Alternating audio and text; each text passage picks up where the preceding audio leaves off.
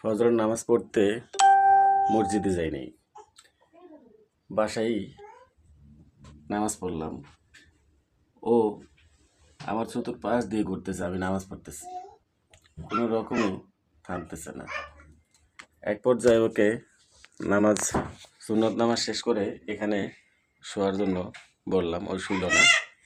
একবার এসে আবার এখানে বসে, একবার এখানে বসে নামাজ পড়াকালীন শেষমেশ আমার ফরজ নামাজ শেষ হওয়ার আগে ও আয়সা দেখেন, ও আয়সা আমার এই রানের থেকে কাঁদে উঠায় এই জায়গায় আয়সা পড়ছে।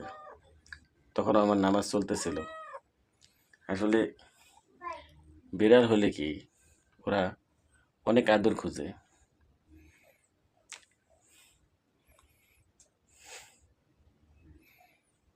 দেখেন, ও আসলে ঘুমাইব, ও চাইতেছে ঠিক আছে আমি যাই শুই, ও আমার এই বুকের উপরে বা আমার এই রানের উপরে শুইব।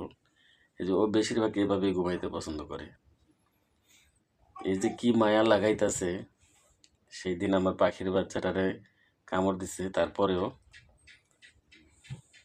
আচ্ছা চলো চলো চলো, আমার নামাজ শেষ, চলো যাই ঘুমাই। ভালো থাকবেন, আল্লাহ হাফেজ। তবে একটা কথা কি, আসলে অনেককে দেখি যে পশু পাখিরে রাস্তাঘাটে দেখলে মারে, লাথি দেয়। এটা ঠিক না। কুকুর হোক, বিড়াল হোক, যে কোনো জীবজন্তুই হোক, তাকে মারা বা লাথি মারা এগুলো ঠিক না। ভালো থাকবেন, আল্লাহ।